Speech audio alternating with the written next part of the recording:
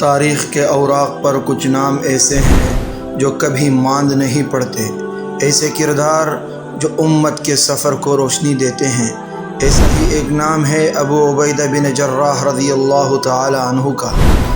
نبی کریم صلی اللہ علیہ وسلم نے فرمایا، ہر امت کا ایک امین ہوتا ہے اور میری امت کا امین ابو عبیدہ ہے۔ مکہ کا ایک معزز مگر سادہ غریب سا گھرانہ، قریش کے قبیلہ فہر سے تعلق رکھنے والے عامر بن عبداللہ بن جراح، سچائی ان کے خون میں اور وفا ان کے دل میں تھی۔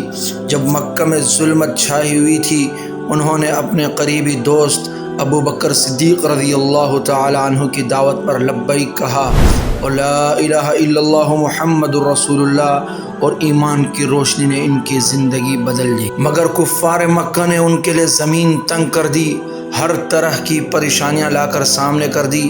چنانچہ وہ ہجرت پر نکلے، پہلے حبشہ کی طرف، پھر مدینہ کی طرف۔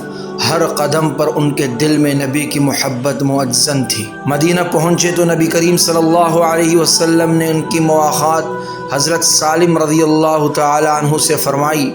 وہ اس بستی کے روشن چہروں میں شامل ہو گئے۔ پھر آیا غزوہ بدر، جہاں ایمان اور کفر آمنے سامنے تھے۔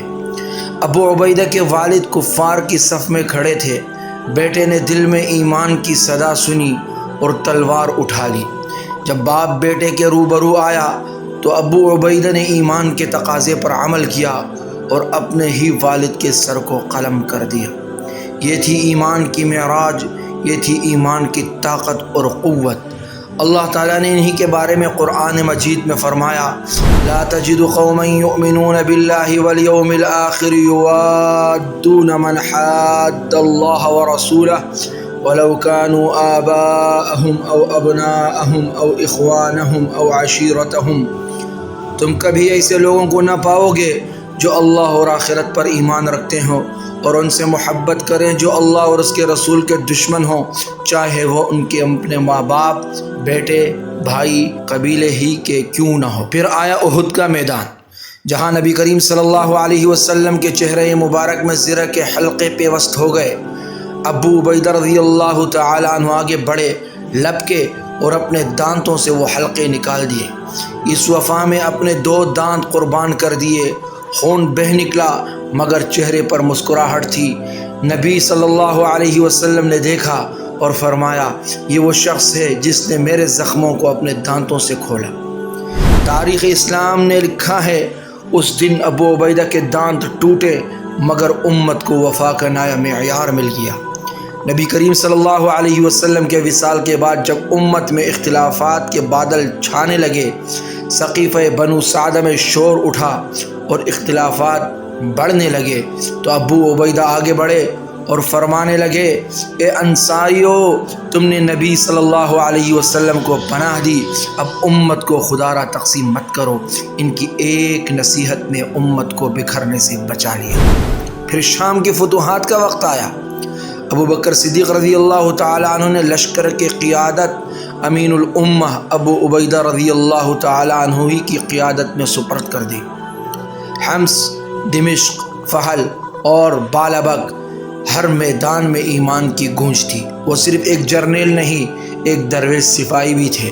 انہوں نے بدر، احد، خندق اور یرموک کے میدانوں میں ناقابل فراموش کردار ادا کیا۔ یرموک میں 30,000 مومن لاکھوں رومیوں کے سامنے کھڑے تھے اور امین الامہ ابو عبیدہ کے اشارے پر سب ایک ہی صف میں تھے۔ یہ تلوار کی نہیں، ایمان کی فتح تھی۔ پھر آیا آخری امتحان۔ شام میں طاعون کی بیماری پھیلی۔ حضرت عمر رضی اللہ تعالی عنہ نے پیغام بھیجا، اے امین الامہ، واپس آ جاؤ، امت کو تمہاری اشد ضرورت ہے۔ ابو عبیدہ نے جواب دیا، میں اپنے رب کے فیصلے سے فرار نہیں چاہتا۔ چہرہ زرد، سانسیں مدھم، مگر ایمان کی روشنی باقی، ایمان کی طاقت باقی تھی۔ اور جاتے جاتے فرمانے لگے، نماز قائم رکھو، روزہ رکھو، صدقہ دو، حج کرو، متحد اور متفق رہو اور آپس میں اختلافات مت کرو اور دنیا تمہیں دھوکہ نہ دے۔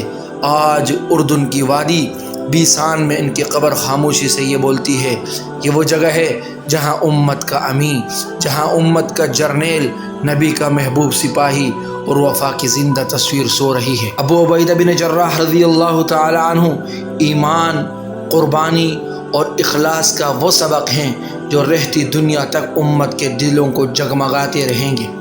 اے ابو عبیدہ، تمہاری وفا آج بھی امت کے لیے مشعل راہ ہے۔